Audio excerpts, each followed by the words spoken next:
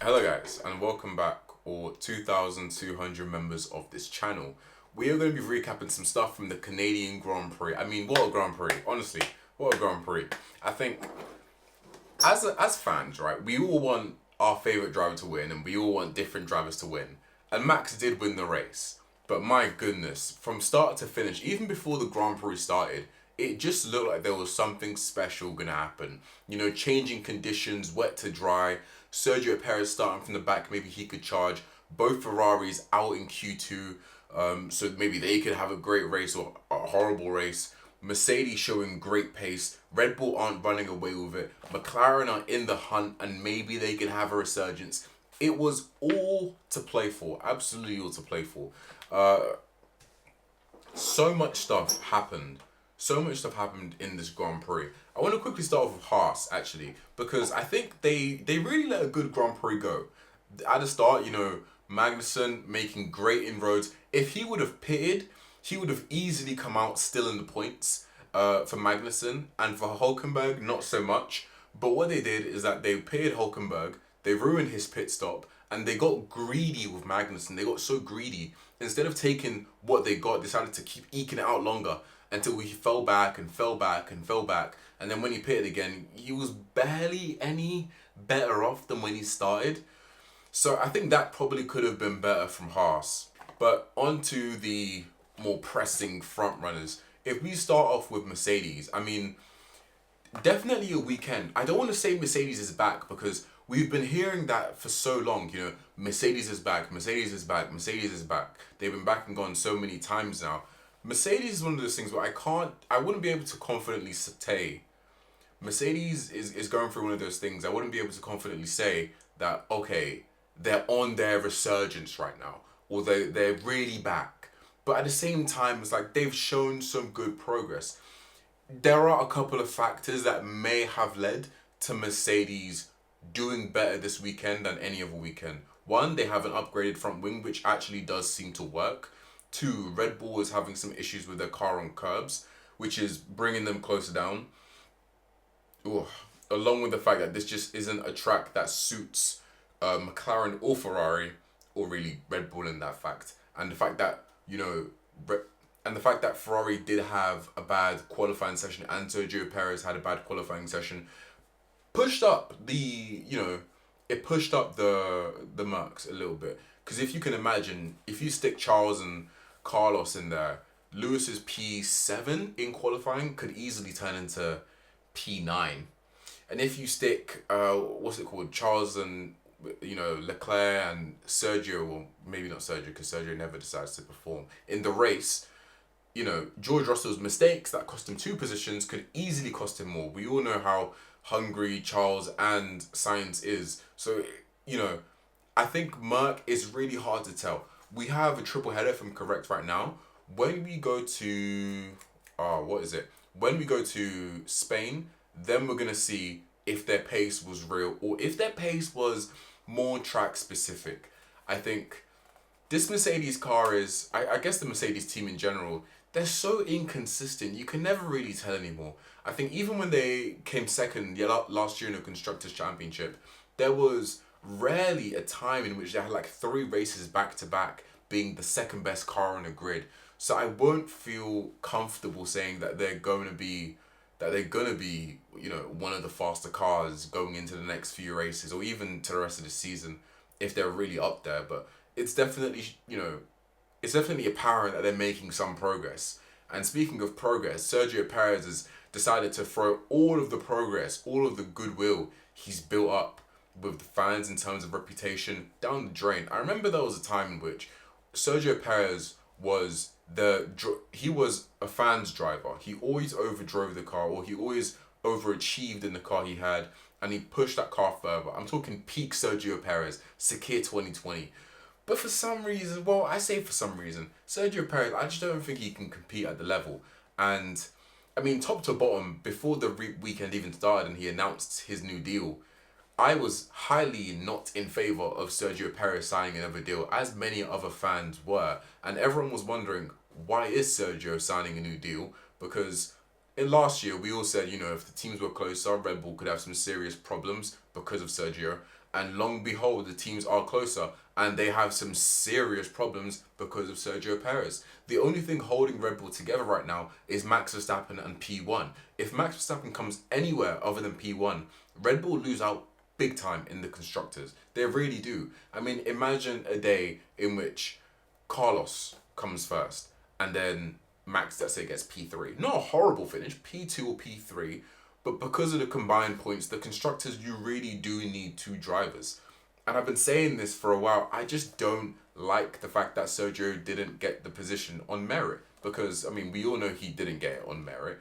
He got it because of his commercial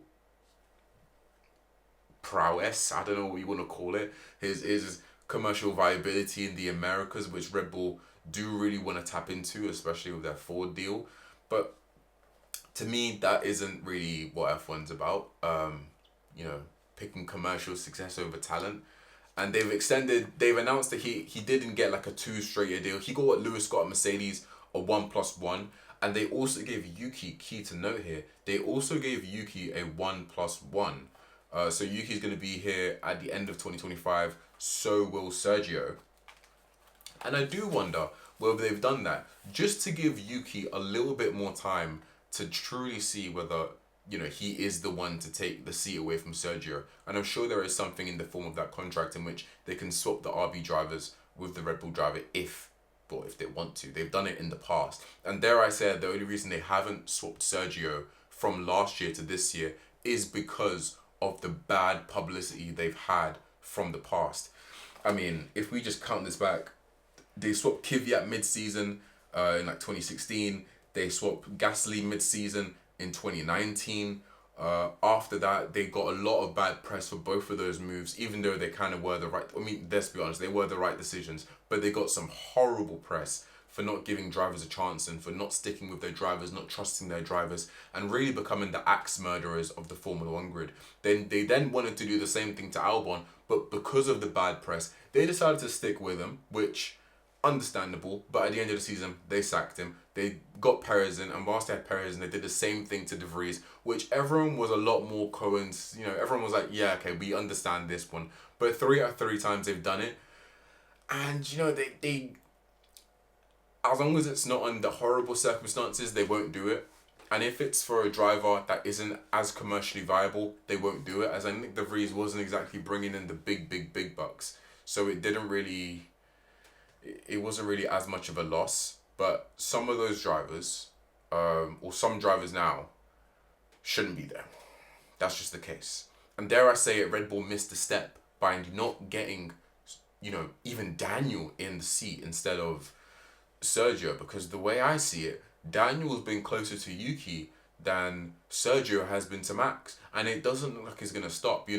If you think about Miami, he was fighting with Lewis in a Red Bull. He was fighting with Lewis. In Imola, he was in no man's land doing whatever. Did he get out in Q1 in Imola? I think he did. I think he might have got out in Q1 in Imola. You look at Monaco, 3 for 3. Sergio Perez, 3 for 3, I'm pretty sure. Monaco, disaster show, gets out in Q1. And then he does this thing where he acts really surprised. He's like, oh my goodness, I cannot believe it. I can't believe it. That's my Sergio Perez imitation. Guys, I cannot believe it. I cannot believe it. I cannot believe it. And then he gets he doesn't even get mad. He's like, he'll swear. And I was like, you're the one driving the car. It's you. Nobody made this into some sort of thing. I get being slightly behind, right? Nobody's saying Sergio's got to beat his teammate, which he's not employed to do. And I've heard a lot of people saying, well, the reason Sergio's, employed in Red Bull is because, they don't want a driver that's going to challenge Max. First of all, I do have faith that if Yuki and Max were in the same team, Max would still be on top by a margin that they wouldn't be tussle and bustle. You know what I'm saying? And second of all, there's a massive difference between fighting a driver and being close to a driver. Let me show you the difference.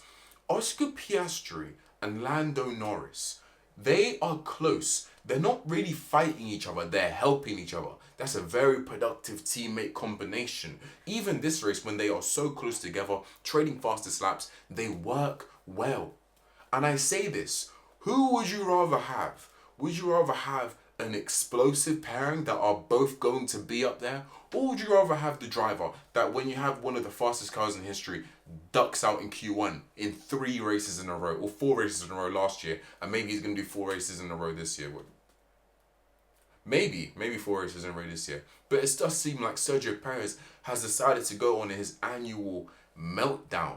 Okay, he got into an incident on like the first lap, which, to be fair, wasn't his fault at all. Pure racing incident. But then midway through the Grand Prix, it's almost like he got tired and decided, you know what, let me just spin out and hit the wall. And then destroyed his rear wing, nearly drew out the safety car, which would have hurt Verstappen. I don't know what to say. I can't help you. I really wish there was a universe in which Formula One was a true meritocracy.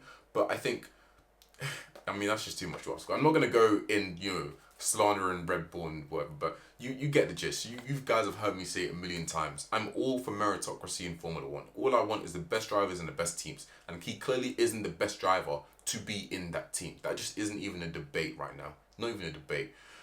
Who's next? But overall, there was so much going on in this Grand Prix. I think in terms of, if we're carrying on talking about horror shows, my Ferrari did this thing, right? They did this great thing in which they tricked everyone. They were like, haha, I got you. They made everyone think, right, this is their resurgence. But what you don't understand is that Ferrari only pull out miracles when they're nowhere near a title. Whenever Ferrari get close to a title, they just magically bottle it. Which, I still think obviously they're going to get close. And with Sergio's performances, let's be honest, Ferrari are still in a shot of winning the Constructors. The driver's title, I think, is beyond everyone's reach. I think that is Max Verstappen. But Constructors, we're talking now. We are really talking. I do think if I had to rank it in terms of top 5, I would go Ferrari, Red Bull, McLaren, Mercedes, and then Aston for the top 5 of the Constructors. With RB in 6th place, and then it can kind of fizzle out after that. But I do think that Ferrari are still going to get the Constructors' Championship. Maybe not through their own brilliance, but I think there are enough weekends ahead of us where Max Verstappen doesn't dominate and win, and Ferrari can sneak a win, to where they can close that gap. Because a 2v1 in the Constructors is very dangerous, super dangerous.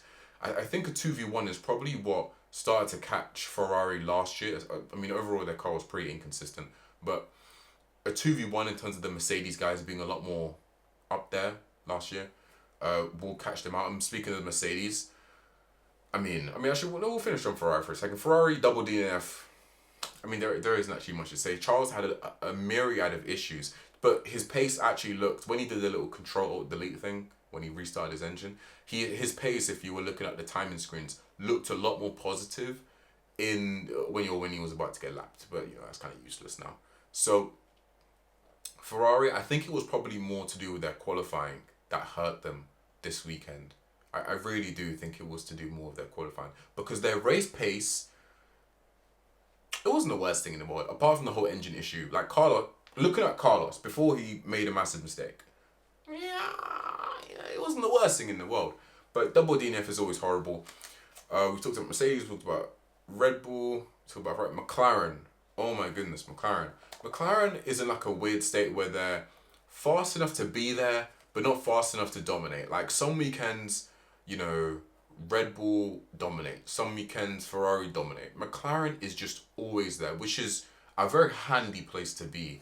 And I think part of what made this weekend so good is because they were always there, Norris, after it started to dry out, literally tore through Max and George, and then the pit stops kind of drew him back a little bit, and then Verstappen was in the lead, and then Russell made a mistake, and then Norris came through, and then he was under pressure because he just didn't have which I was kind of confused why Norris, in the first stint when it was dry, had so much pace, but in the second stint when it started to dry up, it just seemed like that McLaren, maybe it was because of the fuel loads, they work better in slightly higher fuel loads, but when the fuel loads start to get a bit lighter, the Mercedes, especially with George Russell, was really peppering in some seriously good laps, which I'm really happy for. I'm really happy the Mercedes are making a resurgence. I think George Russell, even though, what's his name, Crofty was saying it, George Russell made a lot of mistakes this weekend. He got pole and he got P3, Could have easily been P1, in my opinion. Could have easily been P1.